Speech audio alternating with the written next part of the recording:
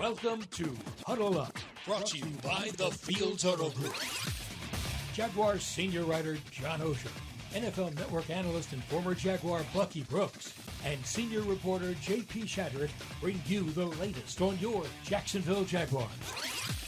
Huddle Up starts right now. Welcome in. It is Huddle Up with Bucky Brooks for the first time in the 2025 season. We've got a busy show ahead. Training camp rolling along. The Steelers and the Jaguars coming up in preseason week 1. It's Saturday night, 7 o'clock at Everbank Stadium. We'll get to Trevor Lawrence and the offense.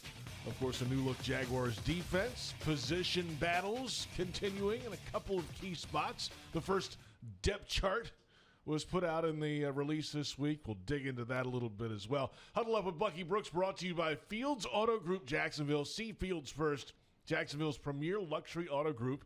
Go to fieldsauto.com. J.P. Shadrick, John Oehser in studio with me in the Hyundai Studios here at the Miller Electric Center. And Bucky Brooks is with us all the way out in Los Angeles, California. We are back, baby. What's up, Buck? How are you? It's JP, hold on. I got to stop before I start because I feel like I need to up the ante. I don't know what you have going on with your beard game, but I feel like I need to come correct. I'm going to have to get some oils, some things, a little brush mine out, because whatever you're doing today is a little different than what I'm used to, and kind of threw me off when we started the podcast. Well, this is what happens. It's the new look. I don't know, I guess. I mean, this is what happens when? What leads to this? Well, it's a long story, okay. John. How much time do we have? This is what happens when... when I don't shave for a while. Right. That's what happens when I don't shave for a while. Well, you got to get yours going, Bucky. Like, what are we doing here? I mean, maybe not, maybe training camp. I don't know. I was just so surprised I hadn't. You know what it is? It's a playoff beard, John. Yours is a playoff beard? Yeah. So you're not shaving until they lose. I'm going to look like Billy Gibbons in this place. That's fair. Oh, okay. Go. All right. Well, go for it. Whatever. It's cool. It make me itch, but that's fine. Grow it all the way out. I dig it. I like playoff hockey. I'm all about it. So if that's what you feel like the time you're on, let's go do it. You be you, JP. Yeah. Well, you're the same way, John, by the way. Look at you. Okay. Bucky, look at him. Don't look at me. No. It's a little different, though. You got like a little Grizzly Adams to you. Like maybe it is you're quietly doing the playoff beard, but does the team know? Does the team know that's what that's the vibe you're on? This is the first show that has been called out on, so I don't know. They know now. Okay. I would think that you might want to consult like Trevor and Josh. And just make sure they understand the gravity of the situation. Hey, fellas. I got a lot riding on this. Got to throw it out there. All right, we've got plenty to get to. 2 weeks into camp now. The first game's coming up Saturday, John. I mean, we're into it. It's ball now. Yeah, it's the scrimmage the other night was a good first taste. It was more like a game than any scrimmage I can remember around here in a while. But it starts to sort of matter on Saturday. Matters for a lot of young players, and it matters as far as how it looks for the starters. So preseason football is it's a huge step up from anything else, which has been all ramp-up stuff at this point. Yeah, Bucky, let's hear from the head coach, Liam Coen, on the challenge for a coaching staff in establishing playing time in preseason week number 1. That is the ultimate debate.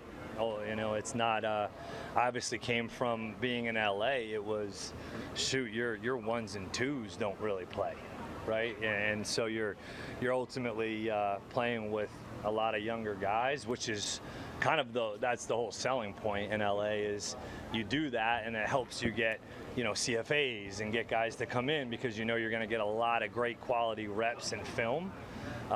Whereas in Tampa, we played some of the guys and got some quality work. So it's definitely a difficult decision that we've been wrestling back and forth with a little bit, but we'll have a better idea tomorrow. First-year head coach and first-time head coach Bucky trying to make decisions and establish some kind of format for preseason. Look, man, the number one thing, the goal of training camp is to get to the starting line with all of your beaten-in players available. And as much as I would love to see kind of like a little taste of what this team and what this offense and defense are going to look like. Ultimately, you want everyone to be available in week one. And the LA Rams have done this for a long time successfully. They've been able to get out the fast starts. A lot of it means that you got to put more emphasis on a raised intensity in practice. But if the goal is to be the best team that you can be in the regular season and set yourself up to the playoffs, I do understand not playing your guys in the preseason to make sure they're available for week one when it really, really counts. Let me see if this tracks for you, Bucky. My guess is that a first-year coach, I would expect how he handles preseason to look different as he moves forward and gets more comfortable with exactly what he wants out of it. I would expect him to sort of want to go the McVay way, and yet at the very end kind of say, you know what, but I want to see my guys this time. And I'm not saying either's right or wrong, but for this reason, Trevor's not experienced in this system. This is Trevor's first time in this system. I think the first time with guys in the system factor may mean seeing some guys, the first team, for a little bit this season, and then maybe not replicate that moving forward. It's hard for me to picture going into week one without this offense playing against anybody other than themselves during the preseason. They could surprise me, but it would be hard for me to believe it. The only thing I'll say to that, John, is I agree with you. And that's fine. If this was a situation where they had 2 or maybe 3 joint practice sessions, I would 100% say that the starters are not playing. Sure. But because there's only one opportunity to get that done, and that's not until Miami, you're more likely to see the guys play a little bit. Now, I have been part of teams where, look, those starters, they get one series, and it can be a 3-and-out or a 10-play series, but they get one. And so you better figure out what you're going to do in that one series, because you want to make sure, as we say, we want rhythm and chemistry and those things, but more importantly, we prioritize health over everything. So it'll be that mix, but I do understand what John is talking about. First-time coach, kind of want to see what it looks like, want to go through the mechanics of everything. So I'm not mad either way, but I can't see John's point. You know who everybody wants to see on Saturday night? Bucky Brooks. He's coming in, right? Yeah, he's going to be here. Oh, can't wait. That's yes. It's can't his wait. name's on the show, so that's a good answer, John. A guy wearing number 12, Travis Hunter, is going to be something that people will want to see. It's going to be an attraction, certainly. And in the practices this week, the padded practices the last 2 days, he's practiced on both sides of the football in the same practice, and they're continuing to ramp that up. He did it both ways in the scrimmage last Friday night. So they're just adding to that plate. Let's see how long he can do it, right, Buck? I mean, I think this is funny because to me, this reminds me of a team getting ready for a high school jamboree. Meaning, like, you got everyone in town, you got your best players, and you're wrestling and debating, like, hey, man, how much do we want to show our guys off? But here you have this unique toy that you want to play with, right? Someone who can do it on offense and defense, and you're trying to figure out how to get them going, how to give the fans a little taste of what he can do, while also not putting him on the field too much. I believe this would be a very scripted approach. Look for the ball to go his way early. And then on defense, he'll get in on some snaps and those things. But to me, this is an opportunity. We can get him early, get him in, let him do both ways, and then get him out as soon as we can. Is there anything, Bucky, and I'm not sure there's to him doing it for a few series to get the mechanics of it, or are there any mechanics of it stuff that really has to be done? He's done it before at Colorado. I'm not sure that's as big a deal as I'm thinking, but to figure out how to communicate with this coach or that coach or where he's going to go on the sidelines, anything like that you can see that they may want him to practice before the regular season or no? I think it's more on the coaches more so than Travis. Travis has done this his entire life, like bounce around from one side to the other. This is more of a big deal for the coaches in terms of how are we going to communicate the corrections, how are we going to get him the feedback that he needs from offense to defense, When do we put him in? Where does he stand? Which headphones does he pick up when we need to communicate with him from the booth down? There will be some of that needs to be worked on. But, John, I wouldn't be surprised if there is an assistant coach that's kind of assigned to kind of being in Travis's back pocket to make sure he gets the information that he needs. That's the first thing that comes to mind for me. Hey, we need someone, not to be his buddy, but someone to always know where he is so we can make sure he gets the coaching points that he needs on both sides of the ball. Well, we got enough coaches, so I'm sure we can find somebody. Wow. He's not wrong. You're not wrong, John, I guess. It's not exclusive to the Jags, but there's enough coaches in the NFL these days that you can find somebody to play that role. Yeah. And obviously part of this, too, for a new coaching staff is who's upstairs and who's down. They got to figure that stuff out, too. You don't really – that could change in the preseason until Liam's comfortable with whatever's going on. Let's take a timeout.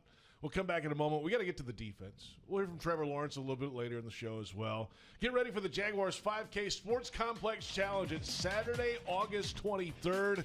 Race through Jacksonville. You can finish strong at ViStar Ballpark. That's the old baseball grounds. And you'll see your victory moment live on the big screen. You can score up to 6 Jaguars home game tickets at a special low rate as well. Register at 904-633-2000 or email ticketing at jaguars.com. John, you running in that? I'm not. Oh. How long is it? 5Ks. I could do it. But 5K. Don't really want to. I don't know how many miles that is. 3.2. 3.2. 3.2. Yeah. We should be able to knock that out. 3.2. I can go 3.2 for you. We're back in a moment. We'll hear from Jordan Lewis. About Jordan Lewis when we come back. New edition at good player, corner good game for the Jags. It's Huddle Up with Bucky Brooks.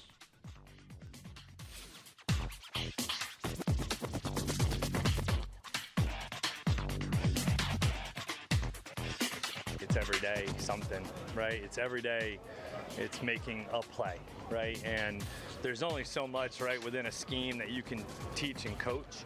Ultimately, they have to go out and make plays. And he just continues to be a steady, consistent professional that communicates at a high level. He brings a calmness to our back end. He brings a playmaker to our back end and a great leader for the guys to be able to continue to listen to back there. Head coach Liam Coen this week on Jordan Lewis, the nickel corner brought in free agency. Welcome back. It's Huddle Up with Bucky Brooks, JP Shadrick, John Oehser.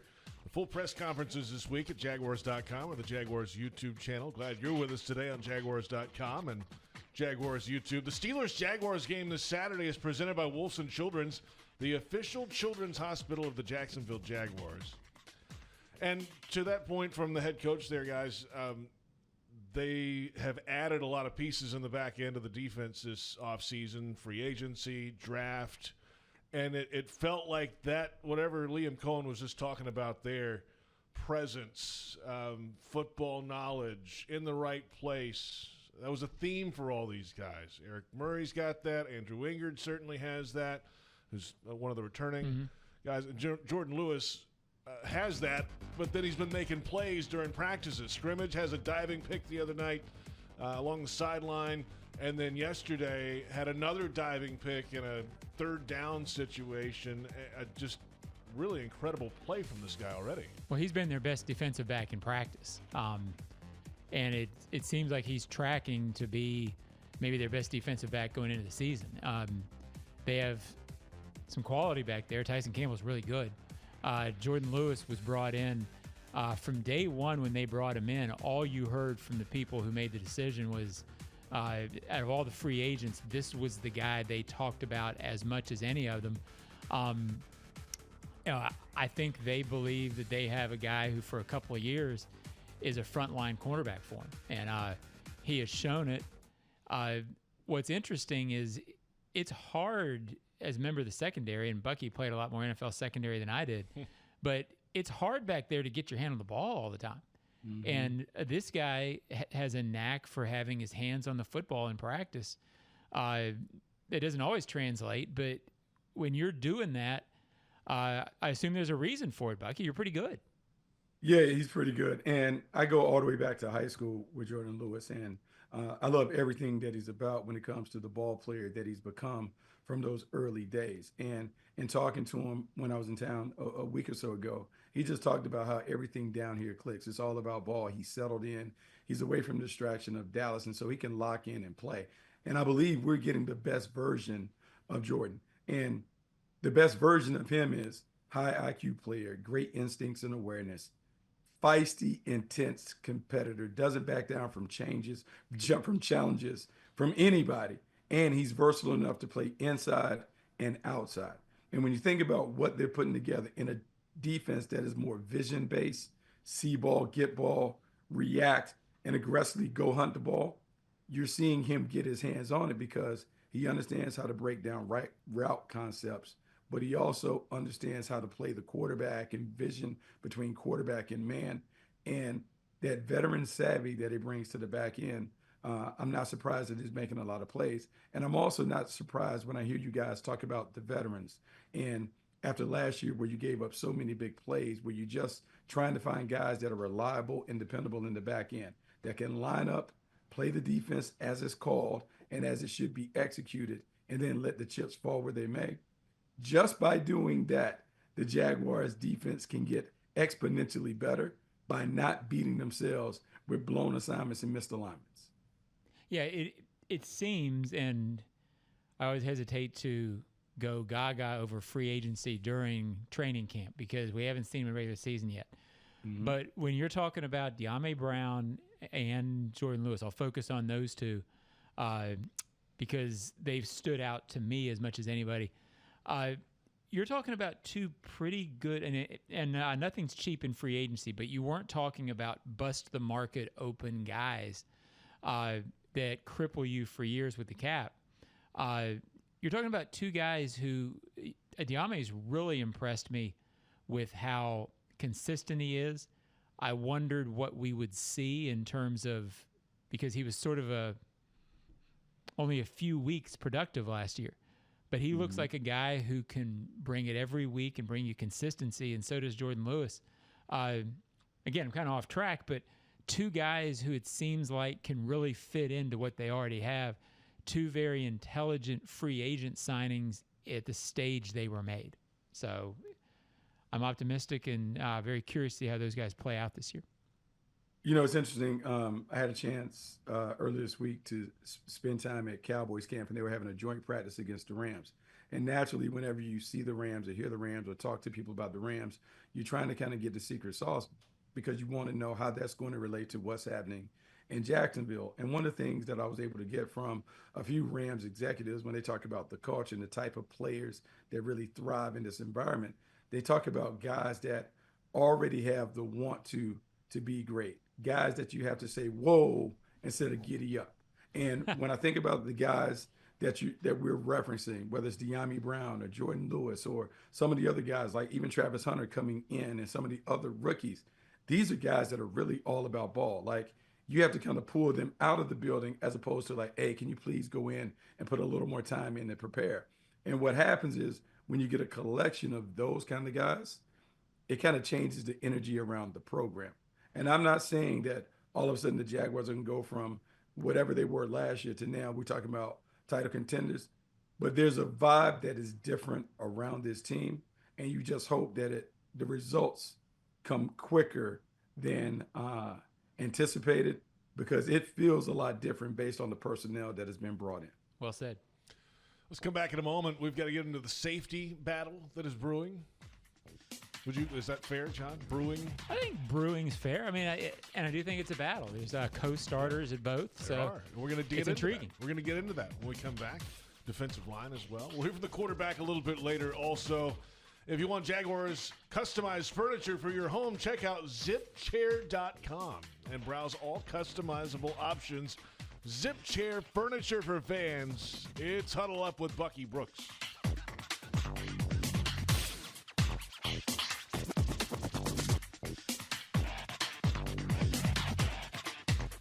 It was great. We got Alex Kemp out here, a great, referee crew out here that did a great job. We met with them as a staff at 7 a.m. this morning. They will meet with our players, this afternoon. They'll also meet with the rookies and explain some of the rule changes from college to pro this evening. And so we are making a conscious effort, and the league is making a conscious effort at detailing formations, alignments, assignments, and motions is a huge part of the rules this year. The 2 men in motion, illegal formation, shaving the line of scrimmage. It all showed up today.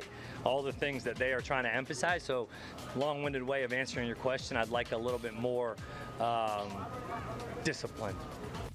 Liam Coen earlier this week talking about the officials at practice. And welcome back. It's Huddle Up with Bucky Brooks. By the way, you were playing plaster coverage on Coach Coen there, John, in that press conference. You were all over him there. Got to get the story. All over him. Had no room to breathe, Bucky. It's the NFL, JP. Give the guy some space. It's the NFL. You got to go. He did not hit me, by the way. He hit somebody else. Oh, it looked like he hit your phone. No, he didn't hit me. He hit me. That's what happens when you're up in his grill. No, I'm better than that. I can cover you without fouling you. That's what we can do. That's right. We're covering without fouling. I like it. Yeah. Okay. That's what's going on. Hey, Bucky, you'll like this. Maybe. I don't know. I bet you'll like this. The Jags have announced the Prowler throwback games for the 2025 season, plus a special ticket package. Week 3 against Houston, Week 5 Monday Night Football against the Chiefs, Week 14 against Indy, Week 18 against Tennessee. Jaguars.com/tickets, the throwback pack. And you can see every game this year the Jaguars wear the throwback uniforms, Buck. I mean, I love the logo. I love the old school uniforms. Man, that's a long time in between Week 5 and Week 14, but I'm not going to complain. Like, I like the throwbacks, though. I like the throwback pack. You notice the trend here, John. It's the divisional games. Divisional games? And the Chiefs, who have NFC. been the perennial AFC power. And Monday night. Yeah, you win all 4 of those, you're in good shape, Buck. You win all 4 of those. I understand why the Chiefs are there. I think kind of getting some of that Swiftie love certainly matters when it comes to the attention and the national spotlight. Well, it's also the lone primetime game. Yeah, and Monday night. It'll be a cool look. The 2 unbeaten teams go at it with the throwbacks. Yeah, that's right. Let's do it. That. Yes, the 4-0 Jaguars. Yeah. I've never heard John be so bold when it comes to the team. Hey. Being like, hey, we're gonna go out there. I'm all in. I'm playing defense on the head coach, and I'm going after it. So, I like it. It's time for the defensive coverage of the game presented by GEHA. Each week we'll take a look at a matchup moving ahead. Well, it hasn't really been a matchup yet, and it's preseason week 1. So we look at the matchups in the safeties room. The depth chart, first one of the preseason put out in the game release this week. And a lot of co-starters, Eric Murray or Darnell Savage at one safety spot, Andrew Wingard or Antonio Johnson at another safety spot. A lot of talent, a lot of veteran presence in this group here, Bucky, and we just got to wait to see this thing play out. Yeah, we got to wait to see it play out. But a lot of what we talked about on defense is, can we avoid the mistakes? Can we quit beating ourselves? And some of the guys that were brought in, particularly Eric Murray, they were brought in to give us that stability in the back end.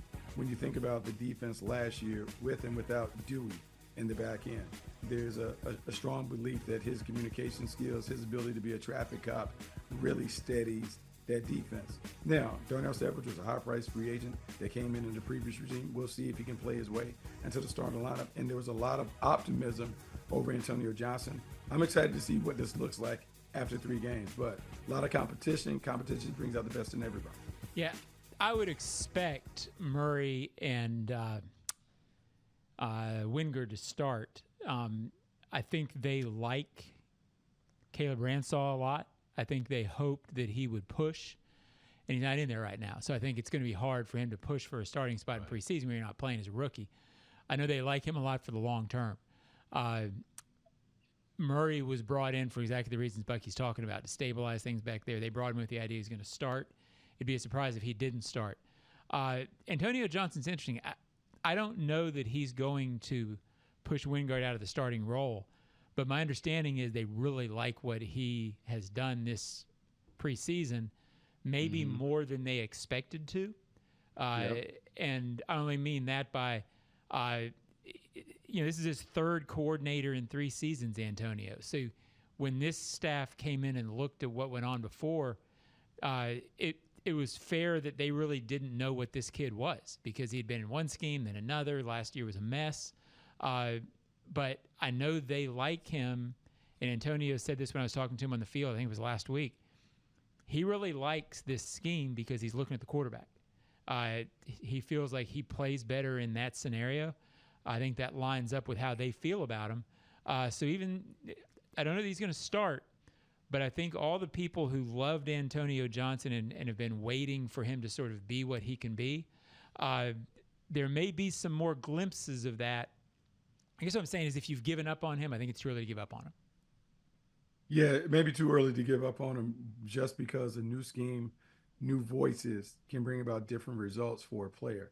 I will say, going back to his time at Texas A&M, he was a big-time player at their star position, which is really like a hybrid nickel, safety, linebacker role. Yeah, I think they have a thought for him along those lines. But yeah, he's very instinctive. He's a playmaker. And look, man, when you talk to DBs, there's comfort in looking at the quarterback and seeing the ball come out. We always liken it back in the day to when you were a baseball player and you're trying to steal bases. You steal it off the pitcher, not the catcher. And so being able to get a jump on the quarterback because of his eyes, his delivery, the pat on the ball, anything like that brings you one step closer to making a play.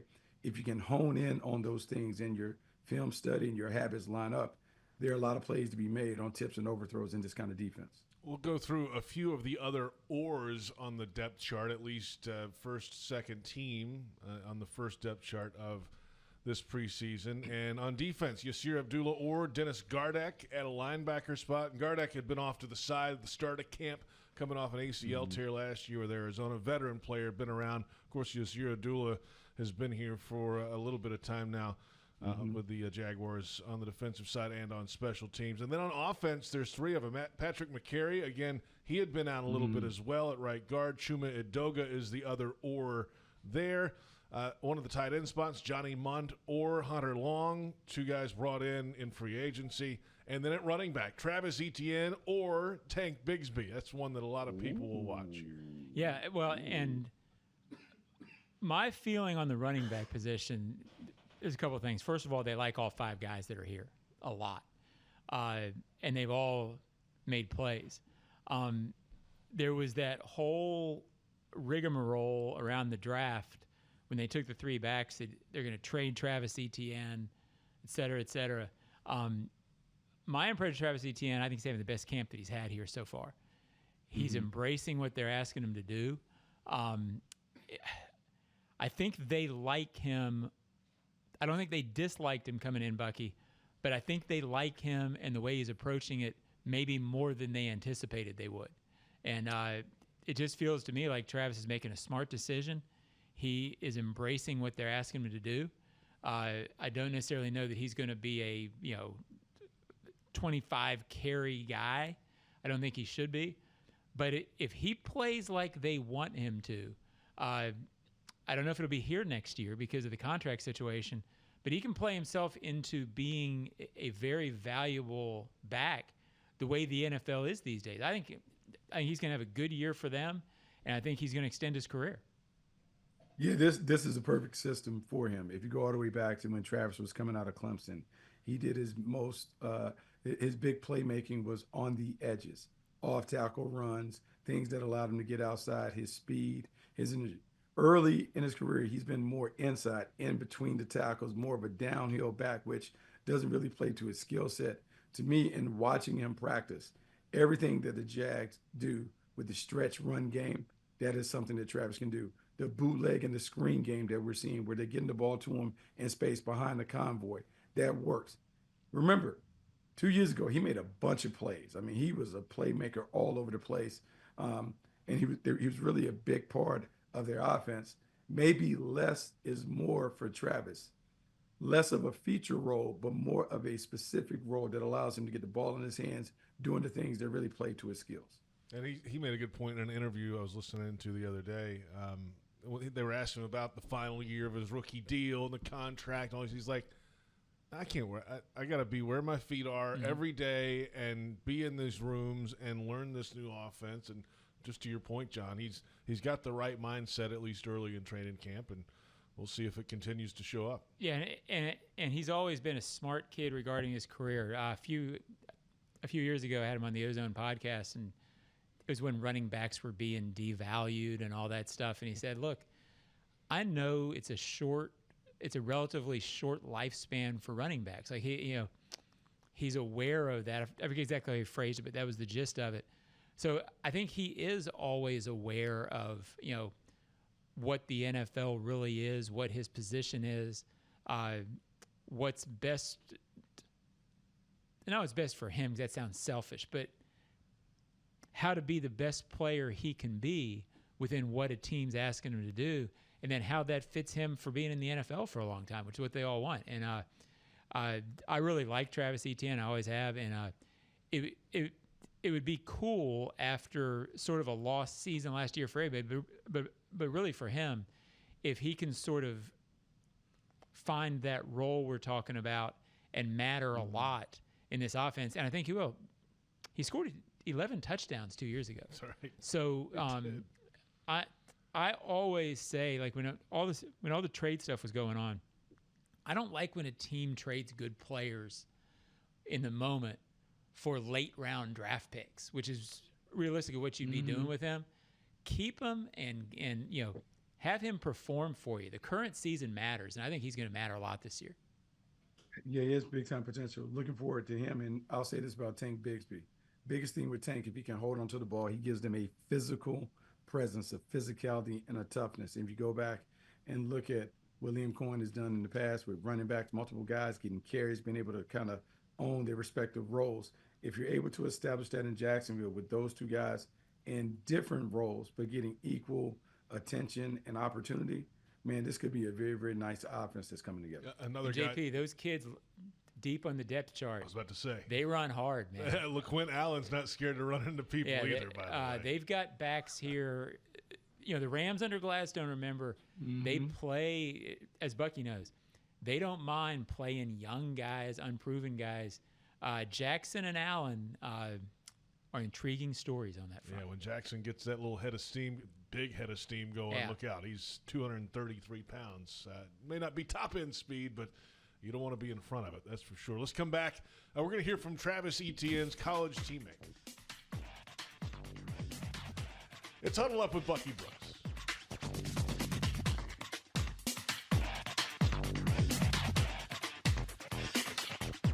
Made some huge strides from the spring as far as just in the system and being comfortable playing fast, getting through progressions, letting it rip, especially across the middle and anticipating some throws.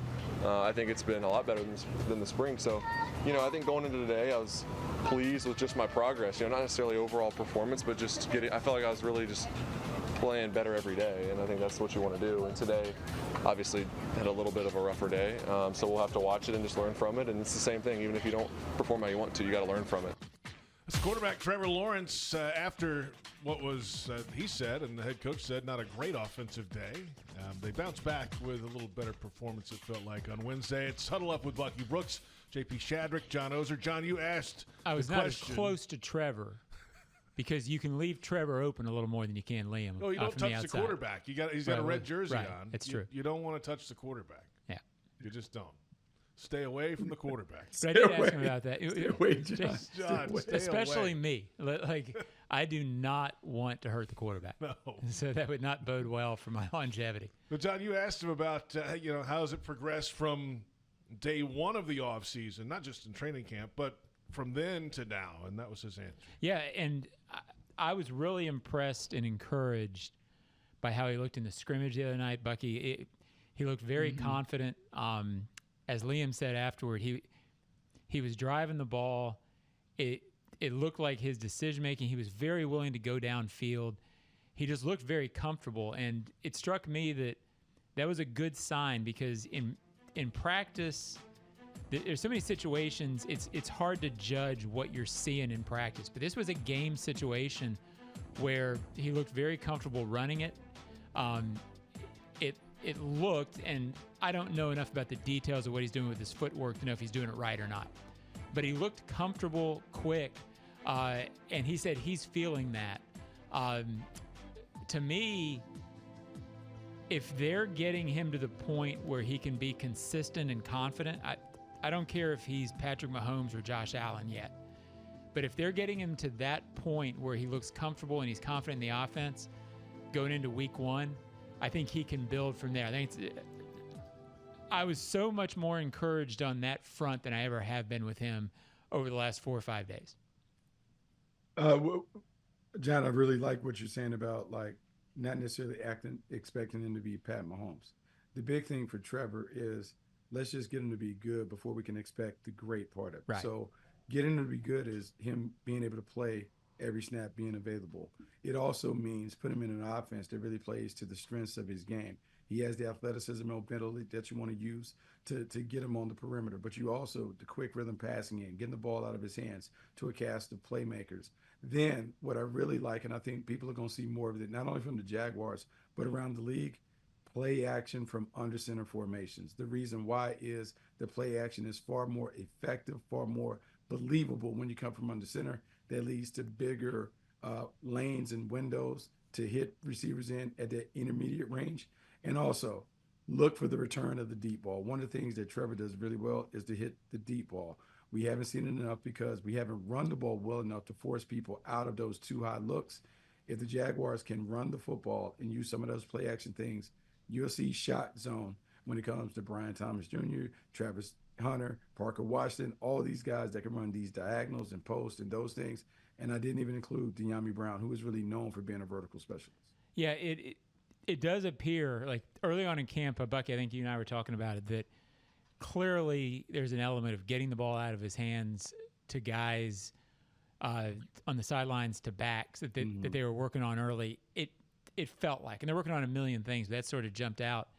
And, there does seem to be a concerted effort. I don't know if they're telling them it in the meeting rooms or whatever, of, hey, it's okay to take shots deep. We want the ball going deep. I think there's an element of that of if teams know you're going deep, it's going to spread you out and help you be more balanced in the running game as well. But it does seem like they are going to take shots. And when you're as fast as they are at wide receiver, you want to take shots. That's analysis. Yeah, I like it. Yeah. I like it. They are fast. They built it to be that. Yeah. And I think there's a big premium on efficiency, completion rate, things of that nature. Like the closer Trevor can get to 70% completion rate, the better it's going to be overall for the offense because the ball isn't hitting the ground. The ball is in the hands of a number of playmakers. And I believe there's a general sense that these playmakers on the outside, when they get the ball in their hands, they can make things happen. No disrespect to the previous set of receivers that were there, but they were pretty much catch it, and that's what we're getting. Now you have some guys that have a little more juice, a little more speed, where catch it, break a tackle, those 5-yard passes can turn to 15-yard gains or more. You have to like that because it's too hard to expect a quarterback to manufacture everything. You would like to get it to guys who can operate in space and make things happen, because then everyone benefits from the game being easy because your playmakers are better than their opponents. Huddle Up with Bucky Brooks, brought to you by Fields Auto Group Jacksonville. See Fields first, Jacksonville's premier luxury auto group. Go to fieldsauto.com. Steelers, Jaguars, Saturday, 7 o'clock. We've got Jags AM tomorrow. John, you're going to be on there. Unless something goes wrong. We got Jaguars.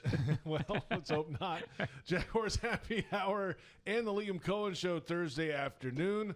No Liam Coen until the regular season, but we'll have James Gladstone and Tony Baselli in studio live again together. Which is like, Sinatra and Martin. Kind of is. It's like the Rat Pack of sorts. Together. Yeah, it's good stuff when those guys get together. Yeah, so that'll be tomorrow, and then Jags are back on the field practice tomorrow, and then walk through Friday, and then play ball on Saturday. Yeah, it's preseason, Buck. And we'll do this again next week, Bucky. Oh, man, look really excited about it. I know John can't wait. He's been tracking all the things throughout the course. I'm sure you got a nice spreadsheet with all the completions, the play counts. He's been counting Travis Hunter plays. That's right. I'm going to need to see an updated spreadsheet. A full disclosure. The Ozone on Monday. Gary Smits of the Florida Times Union has been tracking Travis Hunter plays. And because I go back with Gary to 1988, he's been helping me with the Travis Hunter plays. So I cannot take credit. That's all Smitter, and he's doing yeoman's work out there. Love it. I like it. Bucky, we'll see you this weekend, man. Look, man, looking forward to it. See you guys. Bucky Brooks joining us as always. John Oehser, JP Shadrick. Thanks to our entire crew, Joe Fortunato, Brent Reber, and thanks to you for watching. It's Huddle Up with Bucky Brooks.